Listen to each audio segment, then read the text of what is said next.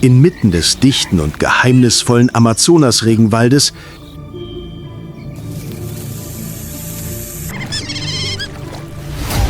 kämpft jedes Lebewesen, vom kleinsten bis zum mächtigsten, ums Überleben.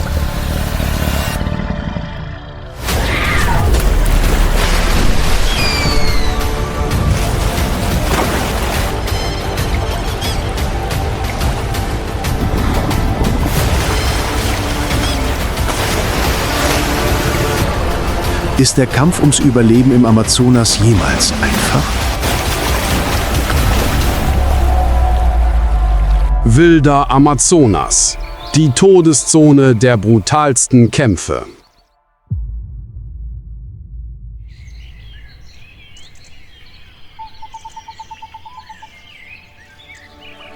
An der Südspitze des südamerikanischen Kontinents erstreckt sich der Amazonas-Regenwald wie ein endloses Labyrinth aus Bäumen, Flüssen und Leben. Mit einer Fläche von über 6 Millionen Quadratkilometern ist er der größte Tropenwald der Erde und gilt als grüne Lunge der Erde.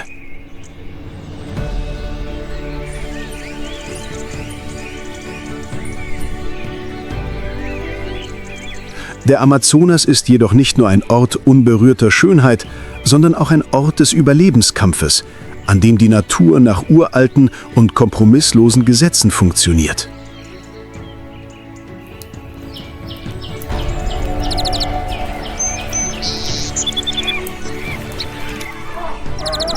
Das Ökosystem des Amazonas ist einer der biologisch vielfältigsten Orte der Welt.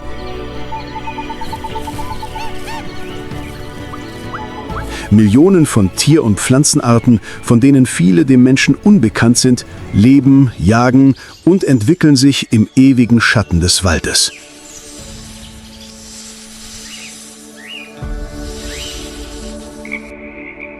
Unter dem brodelnden, schlammigen Wasser, zwischen dem dichten Blätterdach und dem geheimnisvollen Boden, ist jedes Lebensimpuls mit einem erbitterten Überlebensinstinkt verbunden.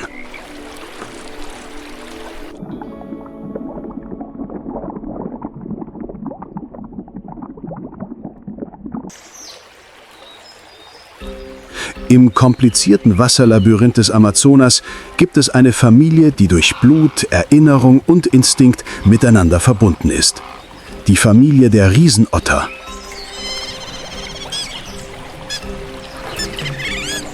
Sie leben wie ein kleines Königreich inmitten des riesigen Waldes. An der Spitze der Gruppe stehen die Eltern. Die erwachsenen Nachkommen tragen die Verantwortung. Und die jungen, neugeborenen Individuen repräsentieren die Zukunft des gesamten Geschlechts.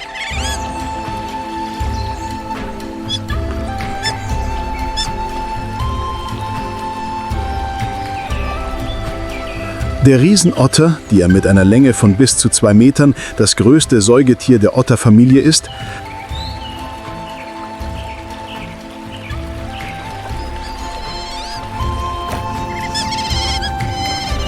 hat jedes Mitglied einen einzigartigen Ruf, um sich gegenseitig zu rufen, wie eine einzigartige Sprache im roten Schlammfluss.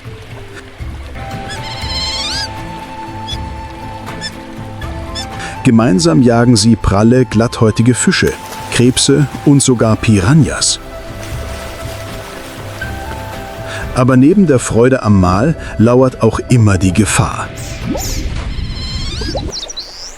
Der Kaiman, Herrscher der stillen Gewässer, liegt immer auf der Lauer.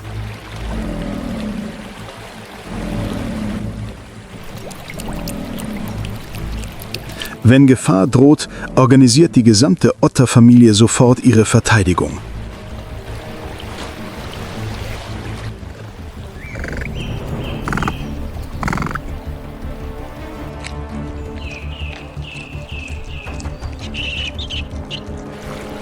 Sie schwimmen in Formation, umzingeln den Feind, greifen in Gruppen an und fliehen dann blitzschnell.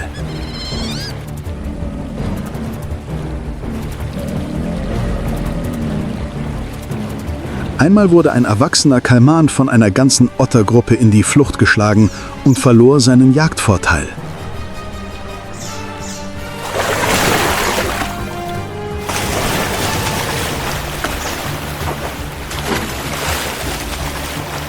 Im endlosen Kampf zwischen Wald und Wasser sind Riesenotter nicht nur wilde Kreaturen.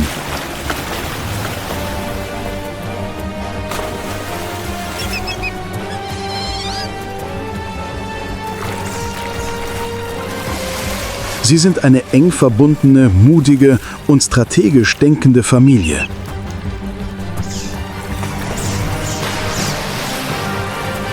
Ihr Überleben ist nicht nur Instinkt, sondern eine Harmonie zwischen Zuneigung und Mut inmitten einer rauen, natürlichen Umgebung.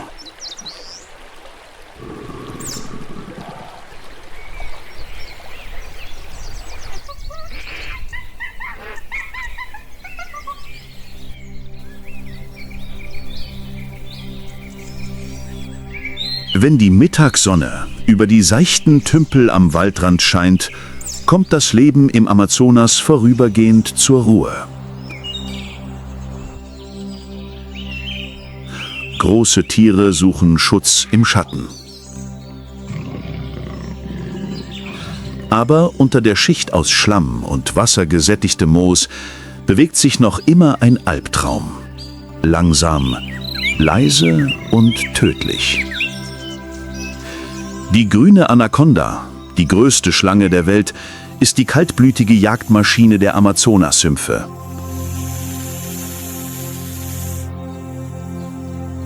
Mit einer Länge von bis zu 7 Metern und einem Gewicht von über 100 Kilogramm braucht sie keine Geschwindigkeit, sondern Zeit, Kraft und Überraschung.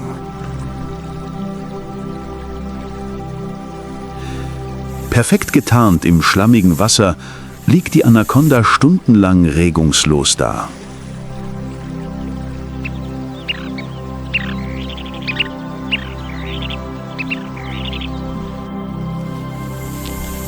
Ihr riesiger Körper gleitet sanft unter der Oberfläche, ihre Augen und Nasenlöcher liegen gerade hoch genug auf ihrem Kopf, um ihre Beute zu beobachten, ohne entdeckt zu werden. Am Ufer grast eine Gruppe von Capybaras, den größten Nagetieren der Welt, an jungem Gras in der Nähe des Wassers.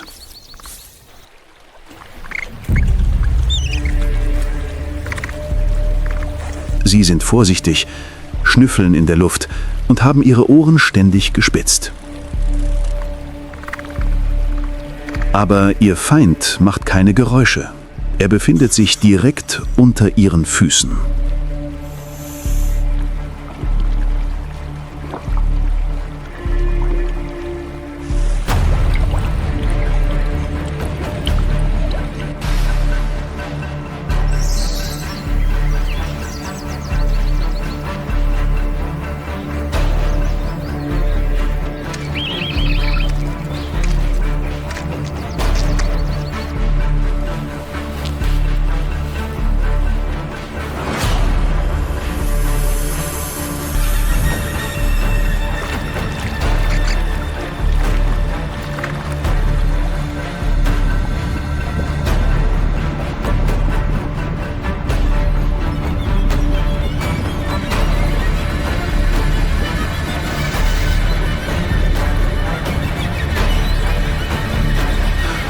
Plötzlich bricht die Wasseroberfläche auf.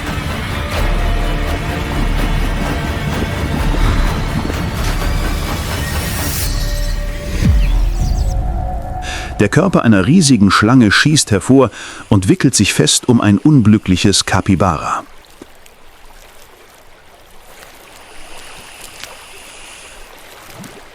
Der Kampf ist innerhalb weniger Minuten vorbei.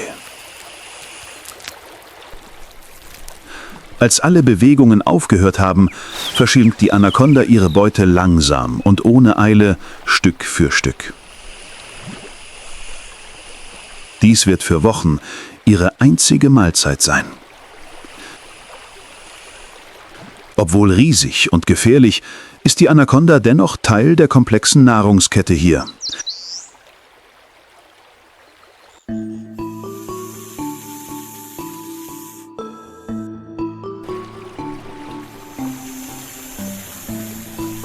Sie ist kein Monster, sondern ein perfektes Glied im Zirkel von Leben und Tod in diesem uralten, wassergesättigten Wald, der niemals schläft.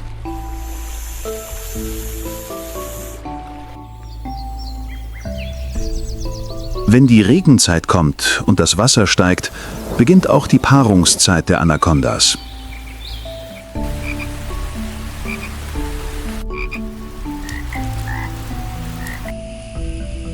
Ein ausgewachsenes Weibchen setzt unter Wasser Pheromone frei, eine unsichtbare Einladung, die sich im Sumpf verbreitet. Bald folgen die Männchen dem Duft und bilden einen Paarungsklumpen, eine lebende, sich windende Masse im schlammigen Wasser.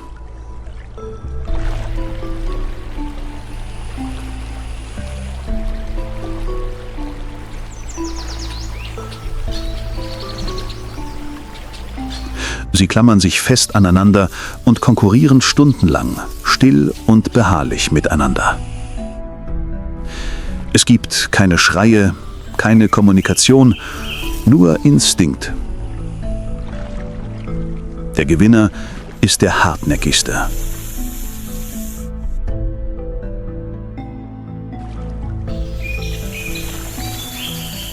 Viele Monate später bringt das Weibchen Dutzende von Jungen zur Welt, die sich bei der Geburt davonschlängeln, um ihre endlose Reise des Überlebens im Amazonas-Regenwald zu beginnen.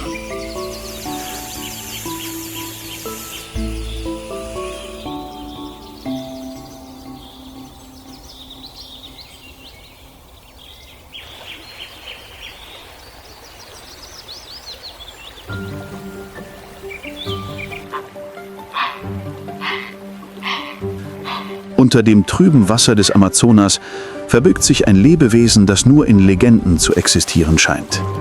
Der rosa Flussdelfin.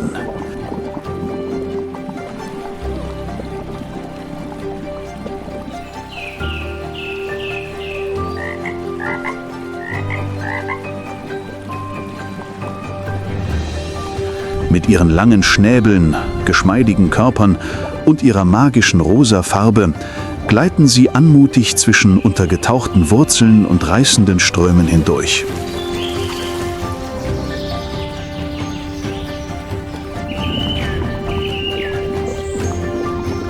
Sie leben allein oder zu zweit und gelegentlich, in seltenen Momenten, drehen sie sich gemeinsam im Wasser, wie in einem Tanz des Flusswaldes.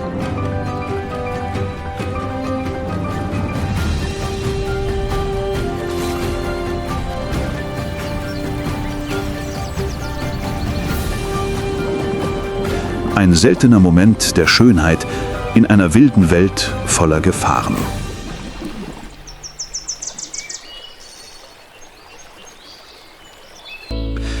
Wenn der frühmorgendliche Nebel noch die Baumwipfel bedeckt, durchbricht ein lautes Geräusch die Stille des alten Waldes.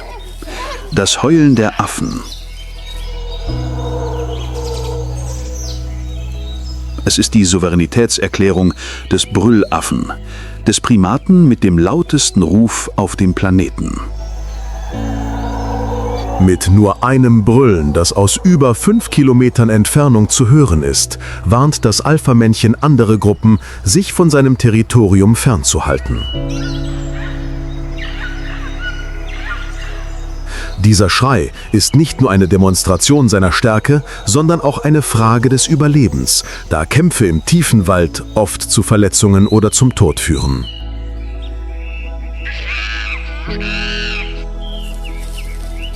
Sie leben in kleinen Gruppen, bewegen sich langsam durch die hohen Baumkronen und ernähren sich von jungen Blättern und Waldfrüchten.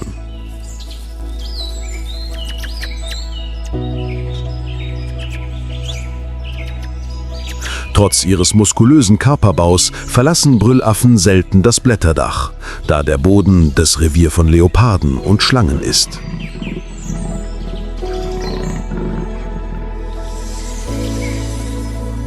Kapuzineräffchen mit ihren hellen Augen und geschickten Händen sind ständig damit beschäftigt, sich durch die unteren Äste zu schlängeln.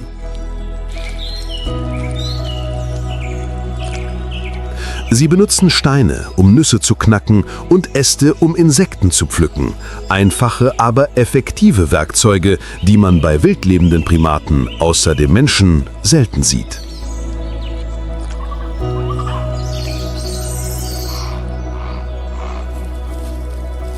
Kapuziner leben in großen Gruppen mit komplexen sozialen Strukturen. Sie spielen, kooperieren und teilen sogar ihre Nahrung. Sie sind weder groß noch wild, aber sie sind der lebende Beweis für eine Sache. Im Amazonasgebiet ist Intelligenz auch eine Form der Verteidigung.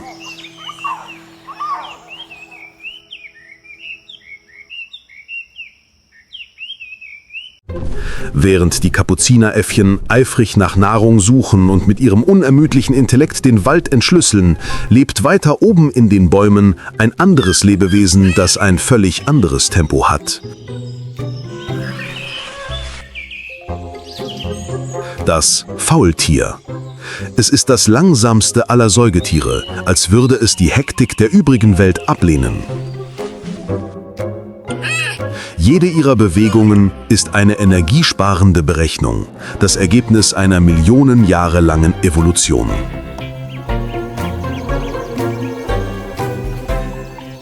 Sie klammern sich mit ihren langen, gekrümmten Krallen an Ästen fest und bleiben stundenlang regungslos. In ihrem spärlichen Fell wächst grünes Moos, das ihnen eine perfekte Tarnung zwischen den Blättern bietet und gleichzeitig ein kleines Ökosystem aus symbiotischen Ameisen und Bakterien schafft.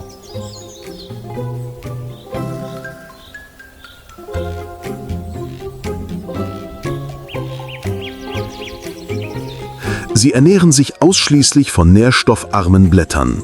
Ihre Herzfrequenz ist extrem langsam, manchmal unter 30 Schlägen pro Minute.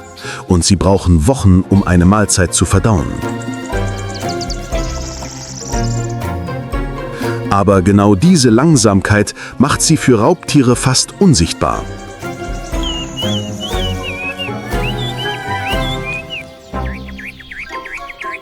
Wenn sie bedroht werden, fliehen Faultiere nicht, sondern rollen sich zusammen, klammern sich fest an den Baum und verwandeln sich in ein stilles Stück Holz im Wald.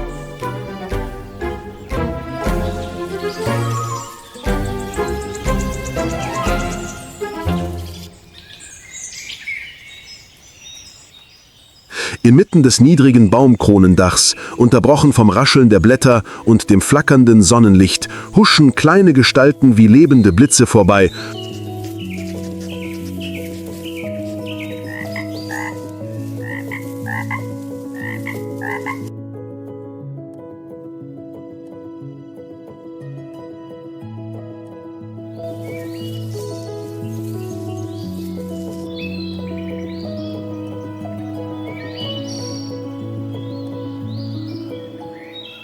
Totenkopfäffchen, die wahren Zirkusartisten des Amazonas-Regenwaldes.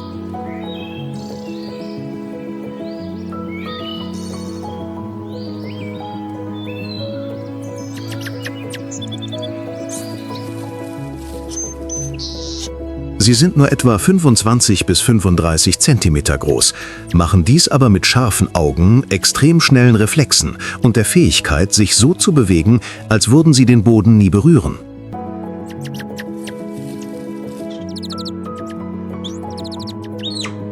Totenkopfäffchen leben in großen Gruppen, manchmal mit bis zu 100 Individuen, die sich ständig bewegen und mit Pfeiftönen, Quietschlauten und ausdruckssprechenden Gesten kommunizieren.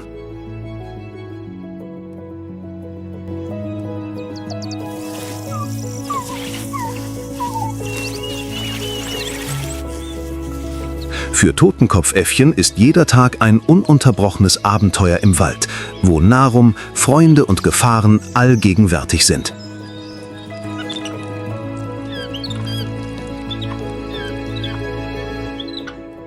Sie sind kleine, aber farbenfrohe Teile des lebendigen Bildes des Amazonas.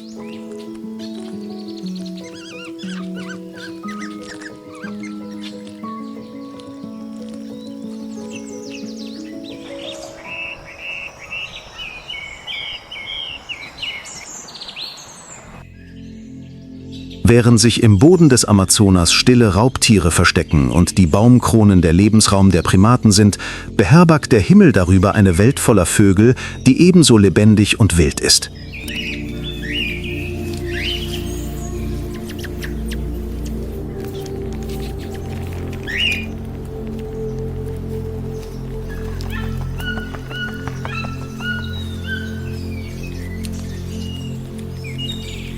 Der Amazonas beherbergt über 1300 Vogelarten, von farbenfrohen Vögeln bis hin zu stillen schwarzen Schatten, die über den Himmel gleiten.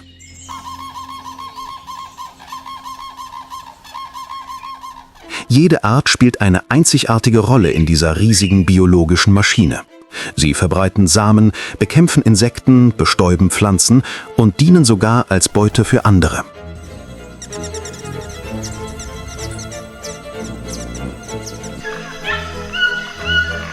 Der Tukan mit seinem riesigen, bunten Schnabel ist das Symbol dieses Waldes. Seine Schnäbel sehen schwerfällig aus, sind aber überraschend leicht, sodass er Früchte aus schwer erreichbaren Stellen pflücken kann, ohne sich viel bewegen zu müssen.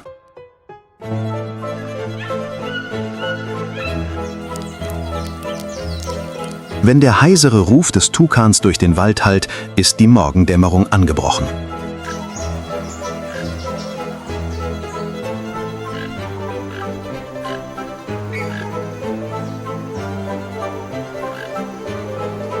Langschwanz-Ara sind die Künstler des Himmels.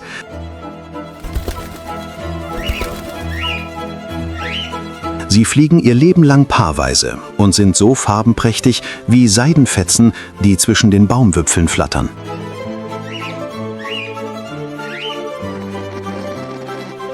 Aras sind nicht nur intelligent, sie merken sich die Lage jedes Obstbaums laufend der Jahreszeiten und tragen so zur Verbreitung von Samen im ganzen Wald bei.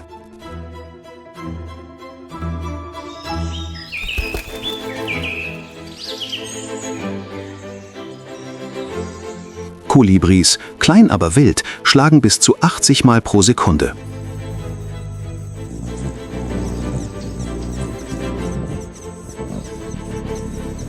Sie sind lebende Bestäubungsmaschinen und tragen dazu bei, die Vielfalt der amazonischen Flora zu erhalten.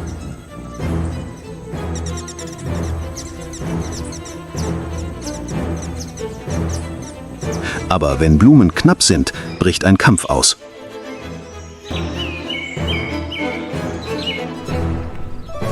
Zwei Kolibris können in der Luft zusammenstoßen, sich drehen und mit ihren scharfen Schnäbeln aufeinander prallen, nur um das Recht zu erlangen, Nektar aus einer einzigen Blume zu trinken.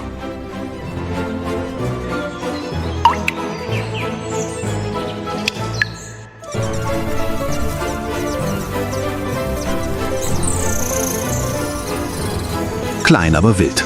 Kolibris sind der Beweis dafür, dass die kleinsten Lebewesen manchmal am härtesten um ihr Überleben kämpfen.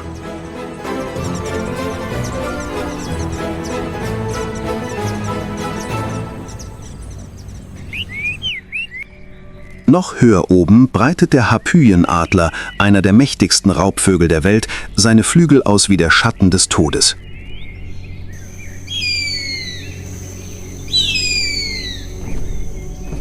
Mit Krallen, die größer sind als eines Bären, kann er Affen oder Faultieren, die im Wald hängen, einen tödlichen Schlag versetzen.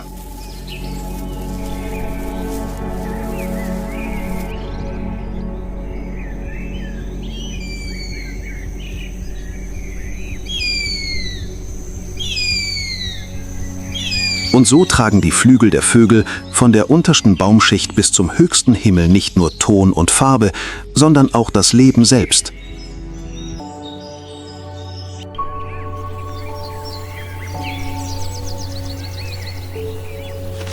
Der Himmel über dem Amazonas ist niemals still. Es ist eine endlose Sinfonie, in der jeder Flügelschlag eine Note ist und der ganze Wald ein lebendiges Orchester in Harmonie.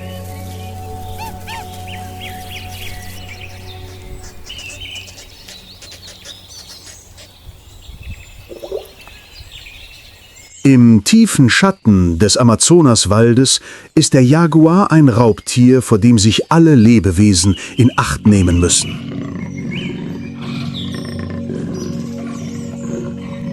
Mit seinem muskulösen Körper, seinen scharfen Augen und seinem Biss, der stark genug ist, um Schädel zu durchbohren, muss er seine Beute nicht jagen. Ein einziger präziser Sprung genügt.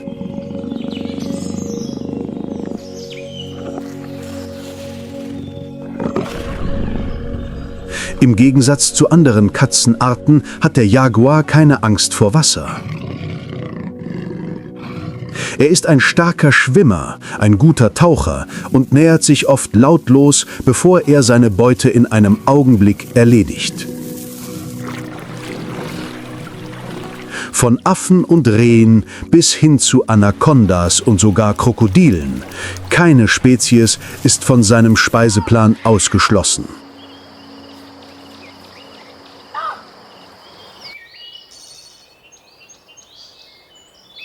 In der Nähe eines Sumpfes ruhte sich ein junges Kaiman-Krokodil am Ufer aus. Der Jaguar näherte sich von hinten, seine Schritte waren leicht wie der Wind.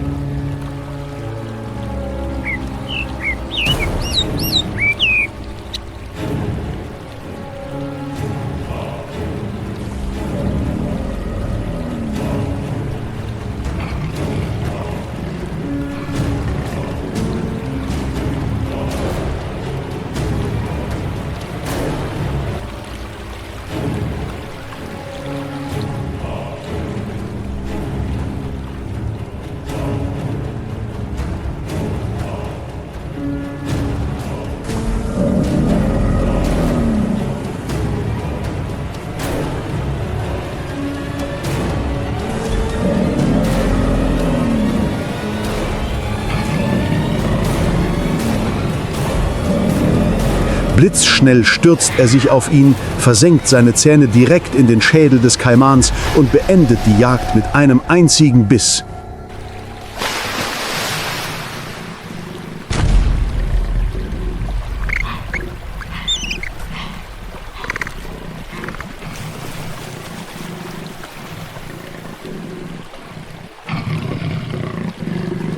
Es gibt keine Verfolgungsjagd. Es gibt keine zweite Chance.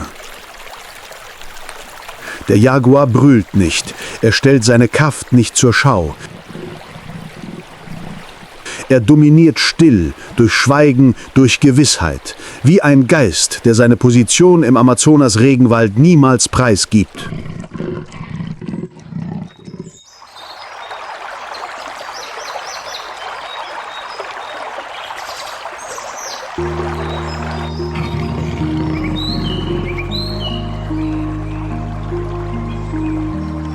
Vom schlammigen Flussbett bis zu den hochaufragenden Baumkronen, vom tödlichen Biss des Jaguars bis zum leisen Schreiten des Amazonas-Faultiers ist es eine wilde Symphonie, in der jedes Lebewesen eine wesentliche Rolle im Kreislauf des Lebens spielt.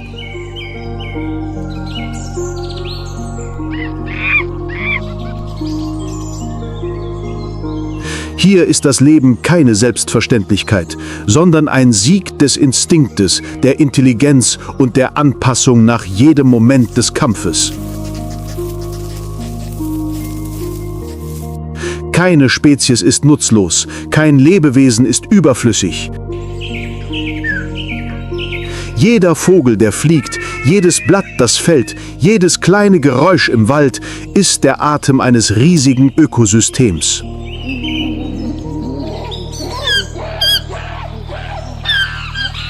Doch dieser Atem wird allmählich schwächer.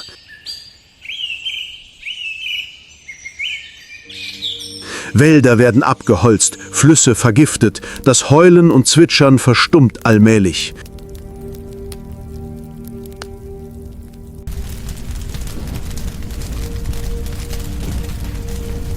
Der Mensch, sowohl Beobachter als auch Akteur, steht vor zwei Entscheidungen: weiter zerstören oder lernen zuzuhören und zu schützen.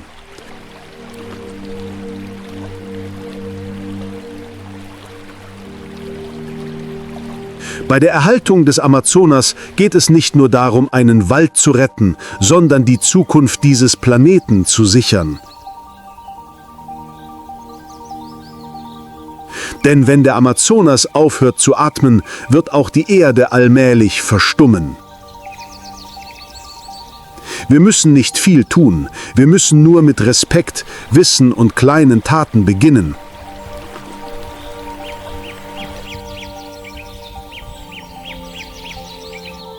Denn die Natur zu schützen bedeutet, uns selbst zu schützen.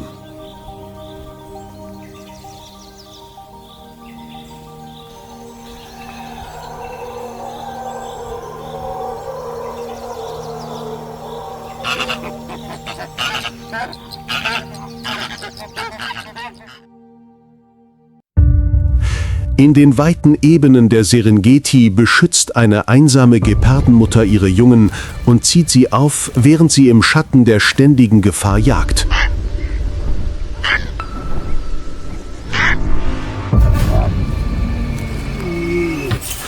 Unterdessen begeben sich Millionen von Gnus und Zebras auf eine brutale Wanderung, bei der nur die Stärksten überleben, die bis zum Tod durchhalten können.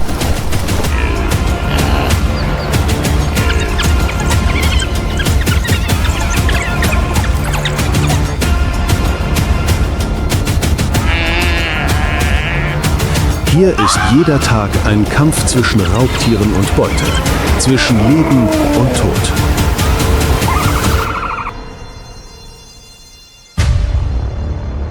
Die wilde Serengeti. Ein Wettlauf mit dem Tod unter sengender Sonne.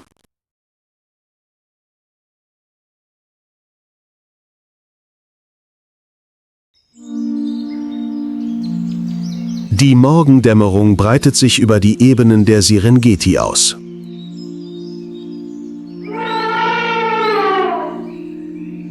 Die ersten Sonnenstrahlen dringen durch den dünnen Nebel und beleuchten das blassgrüne Gras, das noch vom nächtlichen Tau feucht ist.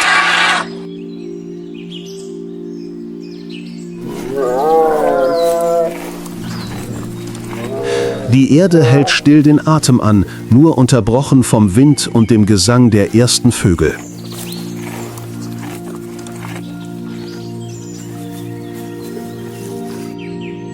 Unter einer alten Akazie kommt eine Gepardenmutter aus ihrem Versteck hervor.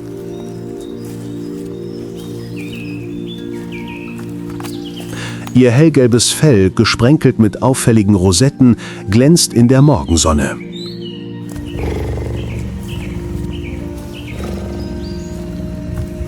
Ihnen folgen dicht auf den Fersen ihre winzigen Jungen, die jeweils erst etwa 2 Monate alt sind.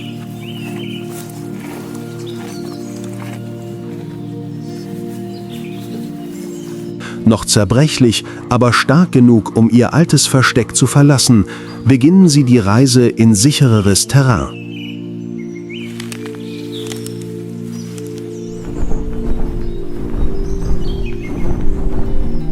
Im Alter von 2 Monaten treten Gepardenjunge in eine Phase schnellen Wachstums, sowohl körperlich als auch geistig.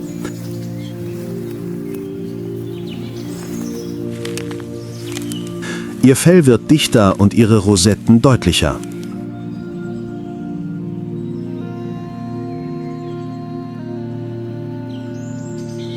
Eine Reihe von borstigen Haaren verläuft über ihren Rücken, ähnlich wie die Mähne eines Honigdachses, was ihnen hilft, sich zu tarnen, während sie mit ihrer Mutter unterwegs sind.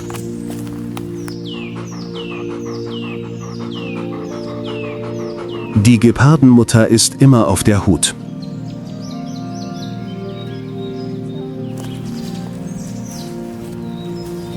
Selbst mit ihren Jungen an ihrer Seite bleibt sie eine Jägerin und Kämpferin, die ihre zerbrechliche Familie verteidigt.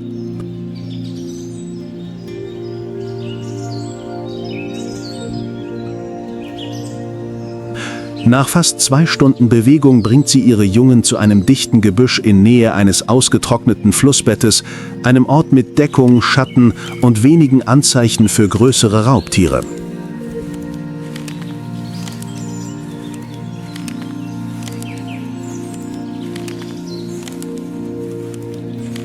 Sie inspiziert die Gegend genauestens, markiert ihr Revier mit Urin und Duftdrüsen, bevor sie ihre Jungen in die Spalten unter den Baumwurzeln kriechen lässt.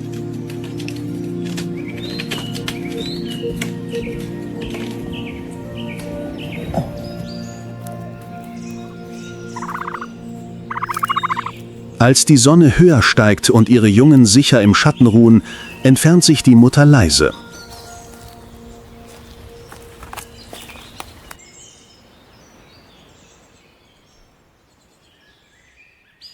Sie braucht Nahrung, nicht nur für sich selbst nach dem langen Marsch, sondern auch für die 3 schnell wachsenden Jungen.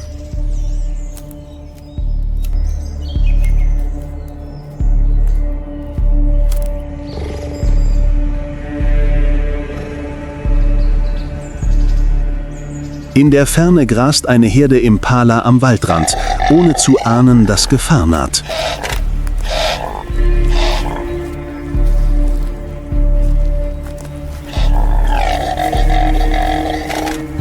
Impalas sind wachsam, schnell und können 3 Meter hoch springen, wenn sie sich bedroht fühlen. Der Gepard jedoch ist ein Meister der Tarnung und des Überraschungsangriffs.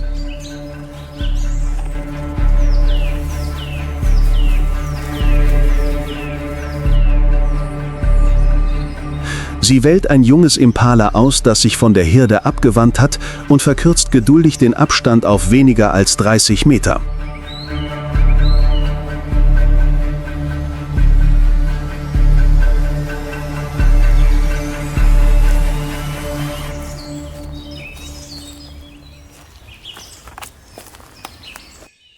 Ein Atemzug, eine Sekunde. Dann stürzt sie sich in die Verfolgung.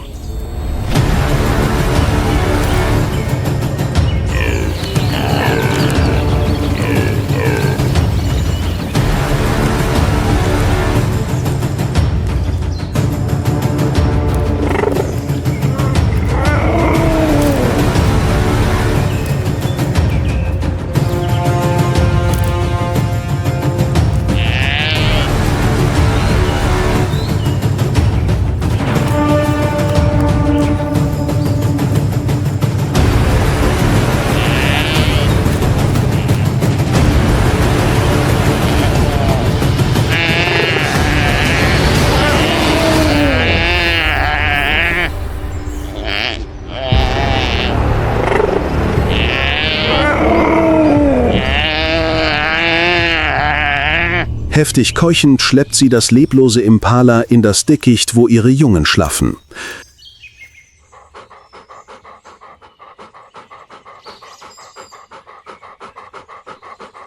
Die erste Mahlzeit des Tages ist fertig und mit ihr kommt eine unausgesprochene Lektion. In dieser Welt geht das Leben immer Hand in Hand mit dem Tod. Um zu überleben, muss man lernen, ihn zu akzeptieren.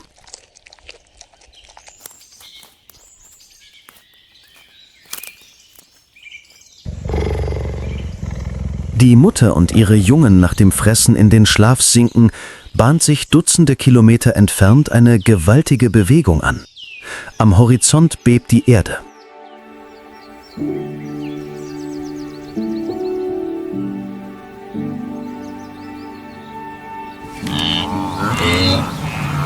Nicht wegen des Windes, sondern wegen der Hufe von Millionen von Tieren, die sich in Bewegung setzen.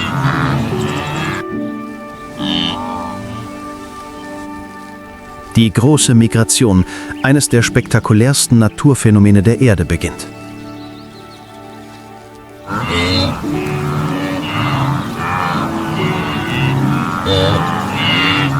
Von den Graslandschaften im Süden des Serengeti bis zu den üppigen Ebenen am Mara-Fluss in Kenia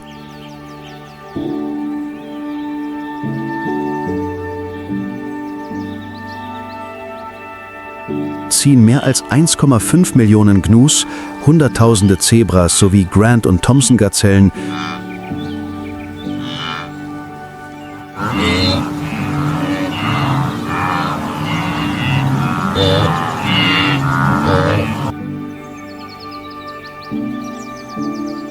Topis und Elands auf der Suche nach frischem Gras und Wasser nach Norden. Gnus, Conocetes taurinus, sind das Herzstück der Wanderung.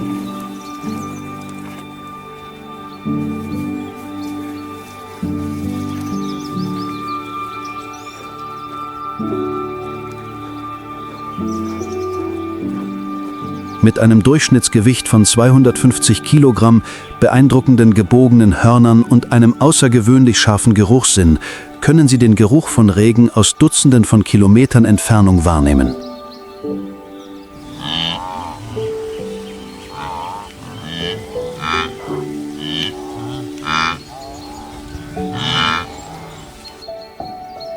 Wenn die Trockenzeit beginnt, treibt sie ihr Instinkt dazu, sich wie ein einziges Organismus zu bewegen, geleitet nicht von einem Anführer, sondern von einem über Generationen weitergegebenen Wissen.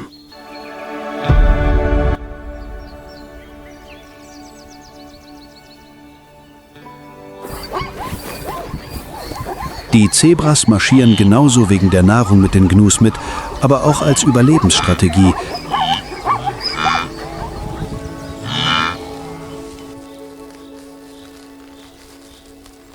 Die Zebras tragen mit ihrem scharfen Seh- und Gehörsinn dazu bei, vor Raubtieren zu warnen,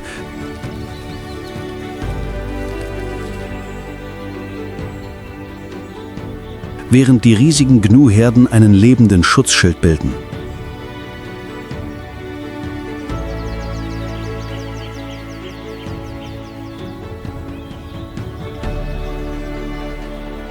Hinter ihnen erstreckt sich ein ganzes Ökosystem abhängiger Arten.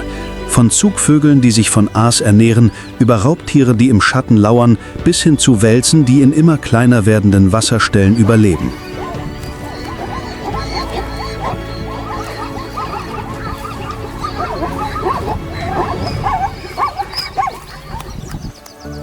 Auf dieser 1000 Kilometer langen Reise hört das Leben niemals auf, sich zu entfalten.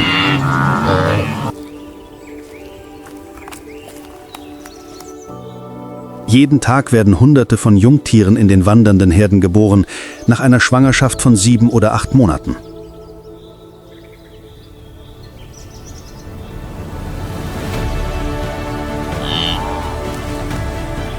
Die Gnusmötter bringen ihre Jungen mitten auf der Prärie in der Welt, ohne sich zu verstecken oder Schutz zu suchen, denn ihr Instinkt sagt ihnen, dass der einzige Schutz in ihrer Schnelligkeit liegt.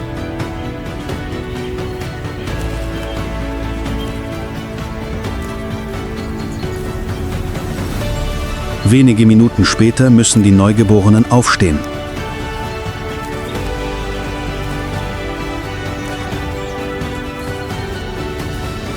Innerhalb einer Stunde müssen sie laufen können.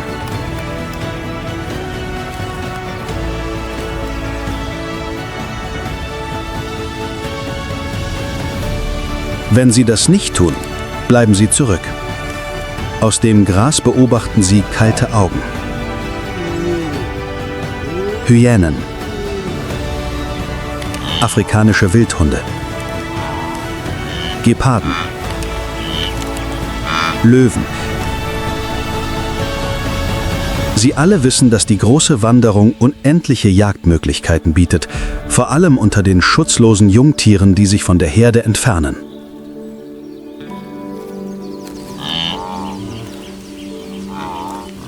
Nach wochenlangem Umherstreifen durch trockene Savannen und lichte Wälder erreichen die Gnus schließlich eine kritische Etappe, den Grumeti-Fluss.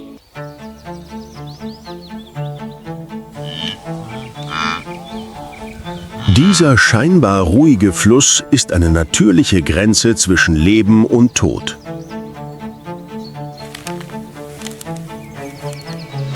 Sein braunes Wasser schlängelt sich still durch das Flachland, aber unter der ruhigen Oberfläche verbirgt sich eine lautlose Falle.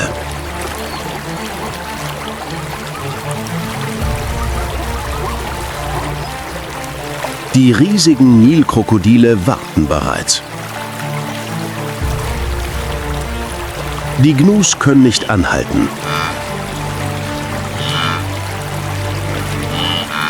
Sie werden von ihrer Anzahl, ihrem Durst und ihrem Instinkt angetrieben.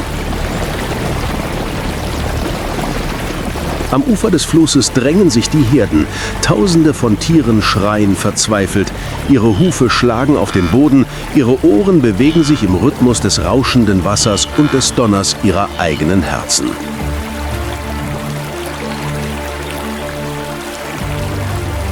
Dann springt eines in den Fluss.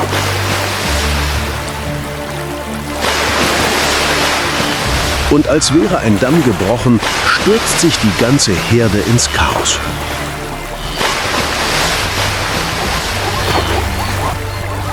Das Wasser spritzt in die Höhe.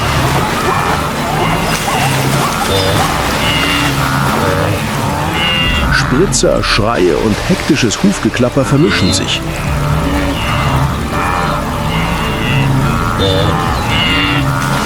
Die Strömung reißt die schwächsten Jungtiere mit sich.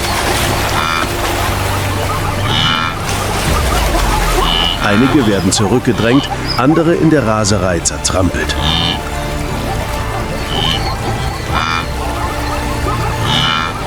Und dann taucht ein Schatten von unten auf. Mit einer heftigen Bewegung seines Schwanzes stürzt sich ein fast 5 Meter langes Krokodil nach vorne und schnappt sich mit seinen Kiefern ein junges Gnu.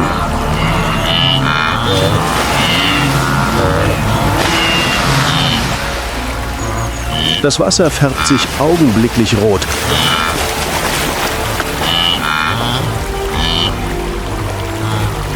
Es ist kein Schrei zu hören, nur das sprudelnde Rauschen der erstickten Stille.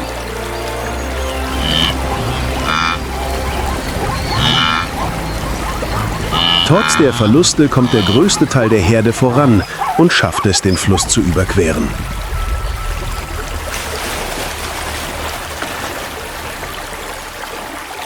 Durchnässt und zitternd erreichen die Gnus das andere Ufer und blicken zurück auf den Fluss, wo sich nur wenige Augenblicke zuvor über Leben und Tod entschieden hatte.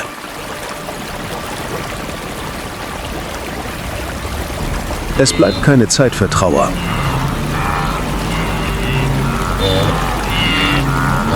Die Überlebenden ziehen weiter nach Norden, zu neuen Weiden, sauberem Wasser und der Hoffnung, die Trockenzeit zu überstehen.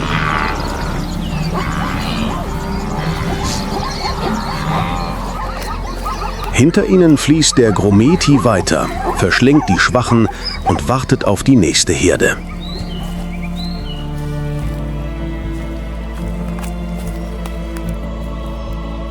Während die Gnus sich vom Grometi entfernen und Leichen und blutgetrübtes Wasser zurücklassen, folgt ihnen eine andere Herde.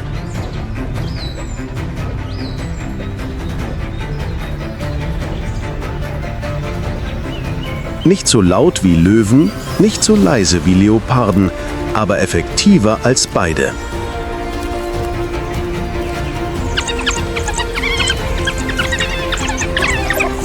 Der afrikanische Wildhund, der erfolgreichste Jäger des Kontinents.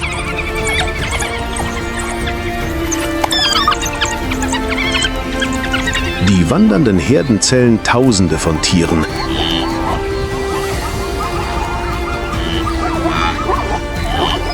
In so einem Chaos gibt es immer schwache, verletzte oder verlorene Tiere. Und sie sind das Ziel.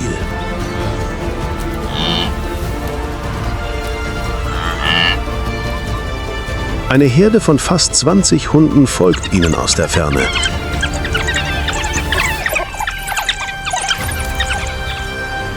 Sie haben es nicht eilig.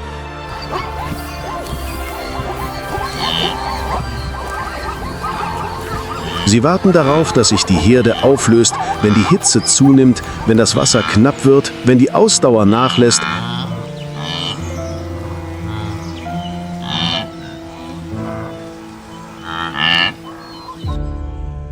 Wenn der Moment gekommen ist und ein Jungtier sich abändert, greifen sie gemeinsam an.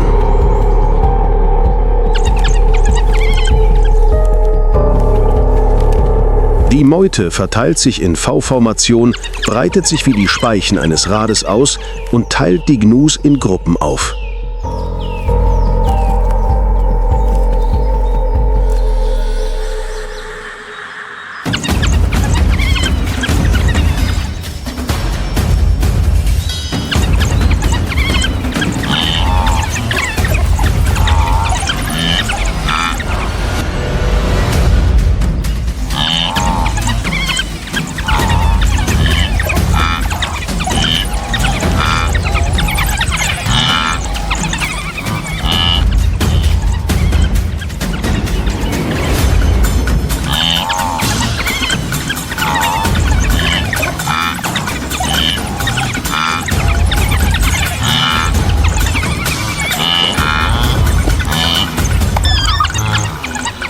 Endlich fordern die afrikanischen Wildhunde ihren Lohn ein.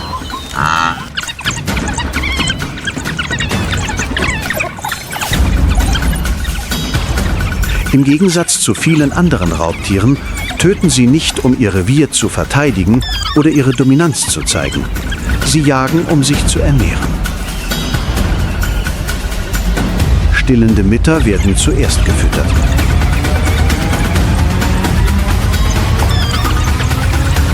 Jungtiere, die noch zu jung sind, um an der Jagd teilzunehmen, werden mit wiedergekautem Fleisch gefüttert, das von anderen Mitgliedern der Herde geteilt wird.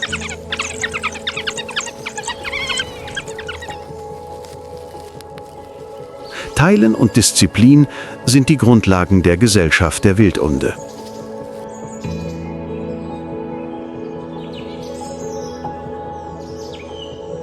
Innerhalb des Rudels pflanzt sich nur das Alpha-Paar fort, wodurch sichergestellt wird, dass die Ressourcen auf die Welpen konzentriert werden.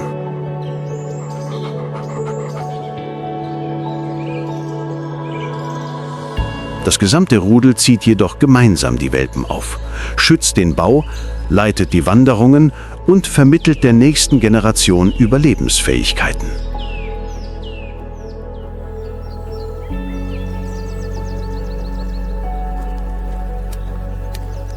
Als die Sonne untergeht, ruhen sich die Wildhunde mit vollem Magen aus.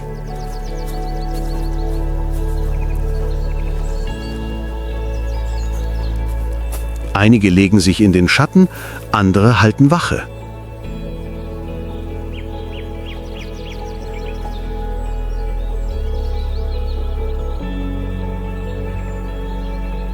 Einige wenige schleichen sich leise davon und kehren mit frischer Beute, die sie dem Chaos der Natur entrissen haben, in versteckte Höhlen zurück.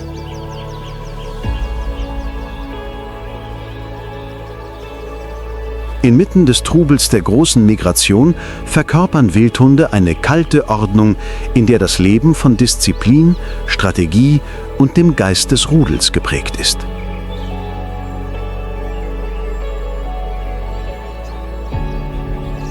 Weiter südlich versinken langsamere, festere Schritte in der rissigen Erde und kündigen die Ankunft einer Spezies an, die in einem anderen Rhythmus lebt.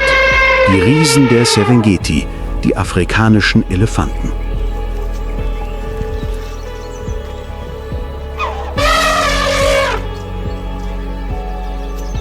Sie suchen nach der wertvollsten Ressource in der Trockenzeit, Wasser.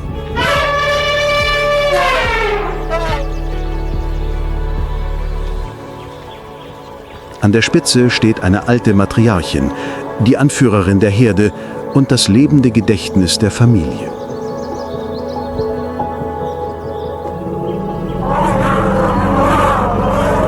Der afrikanische Elefant Loxodonta africana verfügt über ein außergewöhnliches Gedächtnis, eine überlebenswichtige Eigenschaft, die es ihm ermöglicht, sich an die genaue Lage von Wasserstellen, alten Pfaden und sogar an Orte zu erinnern, die vor vielen Jahren eine Gefahr darstellten.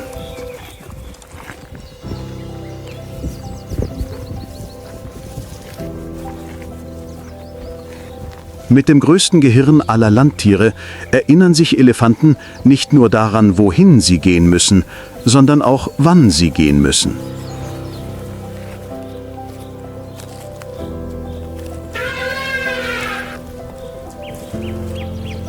Als die natürlichen Wasserstellen austrocknen, führt die Matriarchin die Herde aus den spärlichen Wäldern durch die Savanne zu einer fast 40 Kilometer entfernten unterirdischen Quelle.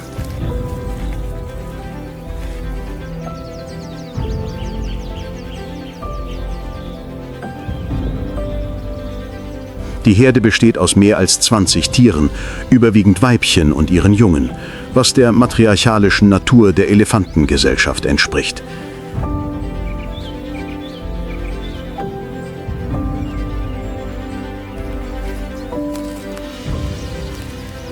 Die nur wenige Monate alten Kälber laufen geschützt in der Mitte und werden bei jedem Schritt von ihren Tanten gewacht.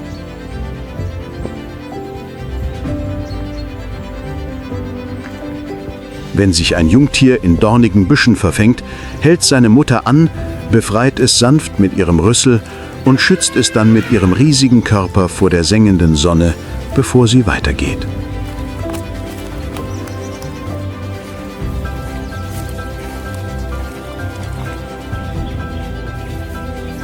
Elefanten sind nicht nur für ihr Gedächtnis und ihre Kraft bekannt, sondern auch für ihr Mitgefühl und ihr Gemeinschaftssinn.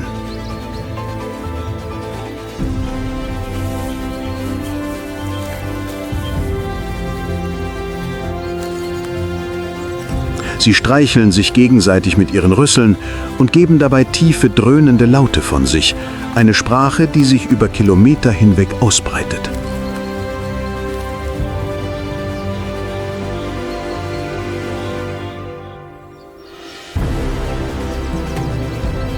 Nach fast 2 Tagen ununterbrochener Reise erreicht die Herde endlich einen kleinen Teich, der einzige Überrest eines einst fließenden Baches.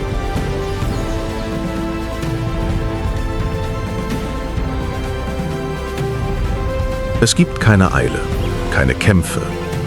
Jeder nähert sich langsam, taucht seinen Rüssel ins Wasser und führt ihn zum Mund.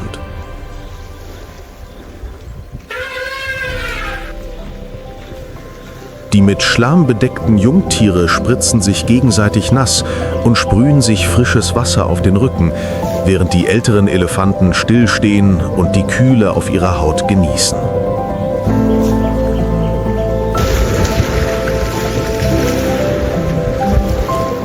Für sie ist Wasser nicht nur Leben, sondern auch Erinnerung, eine Verbindung zwischen den Generationen.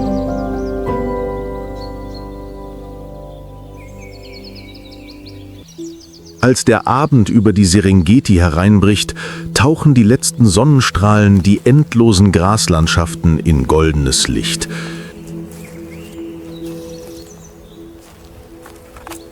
In der Stille der Natur schlägt der leise Rhythmus des Widerstandes, der Ausdauer und der unaufhörlichen Bewegung.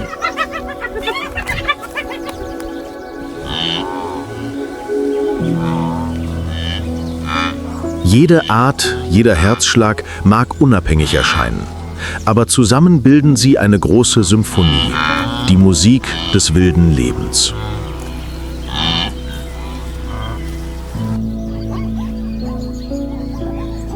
In der Serengeti ist der Tod Teil des Kreislaufs und das Leben wird von Moment zu Moment erkämpft.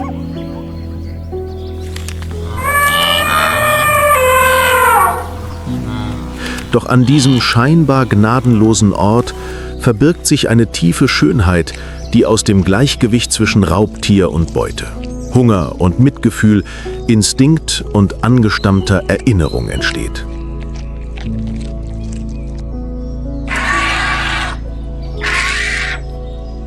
Ein wichtiger Teil dieses Kreislaufs stammt jedoch nicht aus der Natur, sondern von der Menschheit.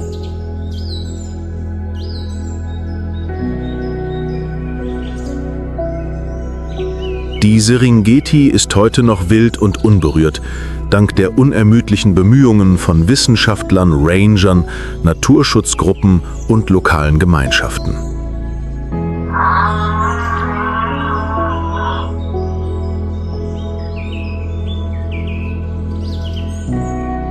Sie schützen die Wanderrouten der Gnus, verfolgen alle Elefanten, bekämpfen Wilderei und restaurieren Wälder.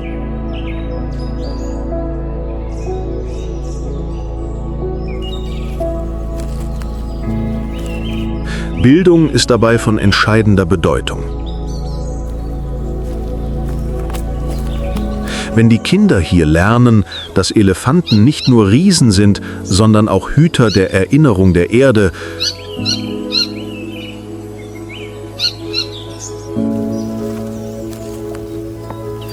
dass Löwen nicht nur Symbole der Macht sind, sondern wichtige Glieder in einem fragilen Netz des Lebens, dann beginnt eine neue Generation zu verstehen,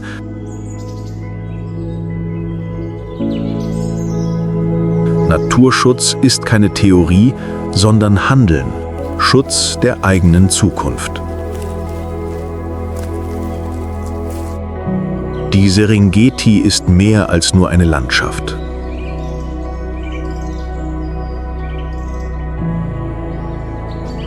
Sie ist eine Erinnerung an die tiefe Verbindung zwischen allen Lebewesen auf der Erde.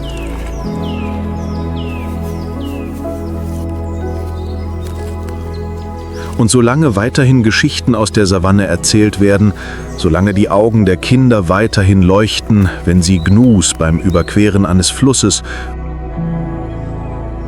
oder einen Elefanten beim Führen seines Kalbes durch das dornige Gestrüpp beobachten, gibt es weiterhin Hoffnung.